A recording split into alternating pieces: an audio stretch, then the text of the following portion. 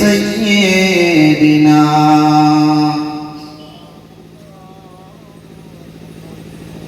যার কদম চমে ধন্য আরশ সিদরাতে মুনতাহা যার কদম চমে ধন্য আরশ সিদরাতে মুনতাহা মারহাবা মারহাবা বলো মারহাবা মারহাবা মারহাবা মারহাবা বলো মারহাবা মারহাবা ওই দয়ার নবীর মেরাজ রাতে জিবরিল এলো পরাক সাথে আগে আগে জিবরিল পিছে কামলিওয়ালা আগে আগে জিবরিল পিছে কামলিওয়ালা মারহাবা মারহাবা বলো মারহাবা মারহাবা মারহাবা মারহাবা বলো মারহাবা মারহাবা আল্লাহুম্মা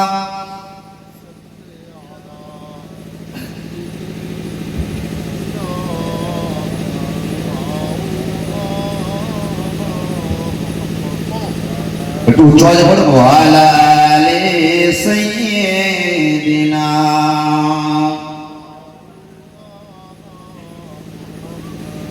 मेरे आँखों के पुतले में जलवा है मोहम्मद का मेरे दिल की आईने में नक्शा है मोहम्मद का कोई जन्नत में जाएगा कोई दोज़ख में पहुंचेगा मदीने की तरफ दौड़ाया दीवाना मोहम्मद का अल्लाहुम्मा सल्ली अला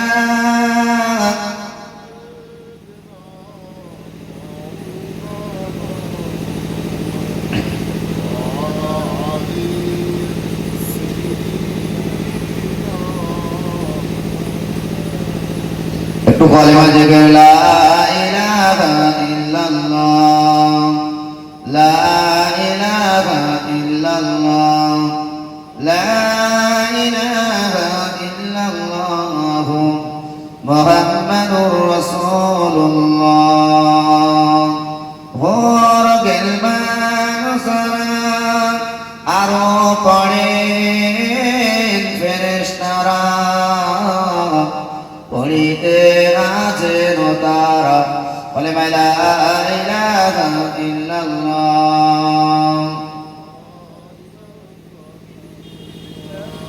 লা ইলাহা ইল্লাল্লাহ সাল্লাল্লাহু আলাইহি ওয়াসাল্লাম। উপস্থিত আজকের এই জলসার নির্বাচিত নির্ধারিত সভাপতি এই নাকুদা উত্তরপাড়া জামে মসজিদের স্বনামধন্য ইমাম জনাব হাফেজ কারি মুশিবুর রহমান সাহেব, দিগার ওলামে হযরত, বিশেষত এই মসজিদের স্বনামধন্য সম্পাদক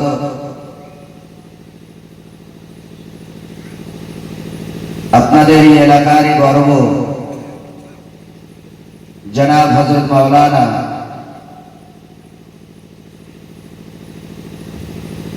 আব্দুর রশিদ সাহেব, সামনে বসে থাকা দিনদার ইমানদার মুত্তাকিন ভাই ও বাবাজির, পর্দার আড়ালে বসে থাকা স্নেহময়ী মমতাময়ী আম্মাজান ও বুবুজানেরা, সর্বপ্রথমে জানাই সেই মহান রব্বুল আলামিনের দরবারে শুকরিয়া যে আল্লাহ দুনিয়ার ব্যস্ততম জায়গা থেকে নিয়ে আজকে আমাদেরকে সুন্দর একটা জান্নাতি পরিবেশে বসার মতো তৌফিক দান করেছেন। তাই আমরা দরবারে ইলাহিতে একটাবার শুকরিয়া জ্ঞাপন করি, সকলে বলি আলহামদুলিল্লাহ। তারপর পরে জানাই বিশ্ব নেতা বিশ্বনবী সৈয়দুল মুরসালিন শাফিউল মুজনবিন উম্মতের কান্ডারি নবীর দরবারে অসংখ্য দরুদ ও সালাম। সকলে বলি সাল্লাল্লাহু আলাইহি ওয়াসাল্লাম। ভাইরা আমার, আজকে আমরা এখানে এসেছি নিশ্চয়ই আমাদের কিছু শরিয়াতের জ্ঞান আমরা নেব এবং সেইভাবে আমাদের জীবনটাকে পরিচালনা করব, এই মন মানসিকতা নিয়ে আজকে আমরা এখানে এসেছি। কি তাই তো নাকি? আল্লাহ পাক রব্বুল আলামিন তিনি আমাদেরকে পৃথিবীর জমিনে পাঠিয়েছেন, তার একটা উদ্দেশ্য আছে। তার একটা উদ্দেশ্য আছে তো নাকি? আমরা যেমন এখানে এসেছি, একটা আমাদের উদ্দেশ্য আছে। মহান স্রষ্টা মহান আল্লাহ তিনি আমাদেরকে পৃথিবীর জমিনে পাঠিয়েছেন। তিনি পরিষ্কার করে জানিয়েছেন, ওমা খালাকুল জিন্না ওয়াল ইনসা ইল্লা লিয়াবুদুন, আমি জিন জাতিকে আর মানব জাতিকে কেবলমাত্র একমাত্র আমার ইবাদত করার জন্য আমি পাঠিয়েছি। তাহলে আজকে পৃথিবীর জমিনে আল্লাহ পাক রব্বুল আলামিন পাঠালেন আমাকে আপনাকে তার ইবাদত বন্দেগী করার জন্য। তাহলে উদ্দেশ্য একটা আছে। তাহলে ইবাদত বন্দেগী যদি আমি আপনি করতে পারি, যদি তার গুণকীর্তন আমরা করতে পারি, তার হুকুমগুলো যদি মেনে চলতে পারি, তাহলে আমাদের জীবনটা তো পরিবর্তন হবে। আজকে আমরা ইবাদত করব। আমি কি সারাদিন ধরে নামাজ পড়ব? সারাদিন কি রোজা রাখবো? সারাদিন আমি নামাজ পড়বো, সারাদিন তাসবিহ পড়বো? এর নাম তো ধর্ম না, এর নাম তো ইবাদত না। শরীয়ত আপনাকে এটা তো বলে না। আল্লাহ পাক রব্বুল আলামিন পৃথিবীর জমিনে মানব জাতিকে পাঠিয়েছেন, 18,000 মখলুকাতের শ্রেষ্ঠত্ব দিয়েছেন। এই 18,000 মখলুকাতের শ্রেষ্ঠত্ব দিয়ে মানুষকে তো কষ্ট দেওয়ার জন্য তিনি দেননি। এই ধর্ম কি মানুষের কষ্ট দেওয়ার জন্য নাকি? এই যে ইসলাম ধর্মটা, ইসলামটা আমরা পেয়েছি, এটা কি মানুষকে কষ্ট দেওয়ার জন্য আল্লাহ পাঠিয়েছেন? কত সহজ করে দিয়েছেন আমার আপনার জন্য। আজকে এই ইসলামটাকে আমরা পেয়েছি। রাসূল পাক সাল্লাল্লাহু আলাইহি ওয়াসাল্লাম তিনি ঘোষণা দিয়েছেন, আল্লাহ পাক রব্বুল আলামিন তিনি জানিয়েছেন, আদ-দীনু ইয়াসরুন, ধর্মটা হলো সহজ। তাহলে ধর্মটা হলো এই ইসলাম, ধর্মটা হলো সহজ ধর্ম। তাহলে যারা পালন করবে তাদের জন্য সহজ, যারা পালন করবে না তাদের জন্য কি সহজ হবে? যারা 5 ওয়াক্ত নামাজ পড়ে, এই 5 ওয়াক্ত নামাজ যারা আদায় করে, এদের জন্য কি এই নামাজ যারা আদায় করে এদের জন্য কি খুব কঠিন নামাজ পড়া? কিন্তু যারা নামাজ পড়ে না, এরা 5 ওয়াক্ত নামাজ যে পড়বে এই সময়টুকু এরা পায়, সময় বলো পায় না। কারণ এরা তো অজুহাত দেখায়, এরা যে নামাজ পড়বে না এই কারণে তো অজুহাত দেখায়। কিন্তু যারা পড়ে তাদের জন্য নামাজ পড়াটা সহজ হয়ে যায়।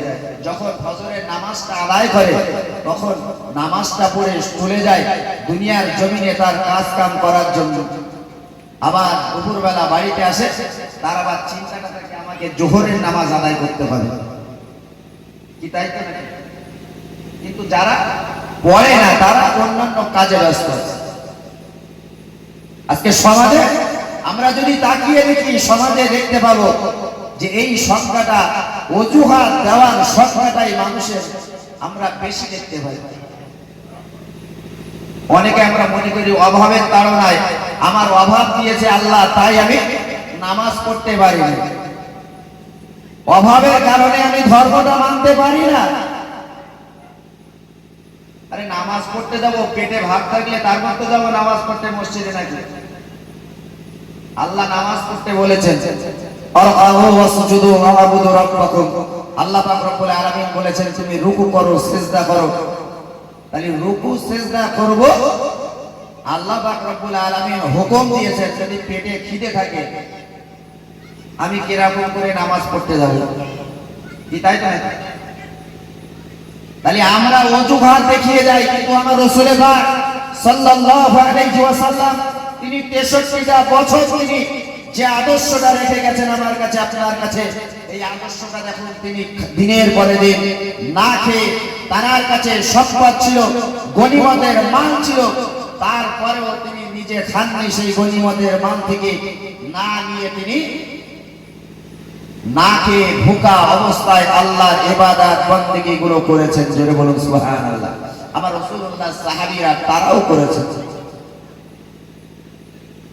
একদিনকার ঘটনা, আল্লাহ নবী সাল্লাল্লাহু আলাইহি ওয়াসাল্লাম এমন করে দেখতে পাওয়া যায় বিশ্ব নবীর জামাতা হযরত আলী রাদিয়াল্লাহু তাআলা আনহু এমন করে দেখতে পাওয়া যায় ফজরের নামাজটা আদায় করলেন।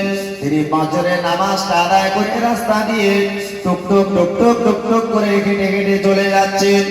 আল্লাহ নবী, দয়ার নবী আমার হাবিবুল্লাহ জনাবে মুহাম্মদুর রাসূলুল্লাহ সাল্লাল্লাহু আলাইহি ওয়াসাল্লাম দেখলেন হযরত আলীকে মাথাটা নিচু করে তিনি রাস্তা দিয়ে টুক টুক করে হেঁটে যাচ্ছে।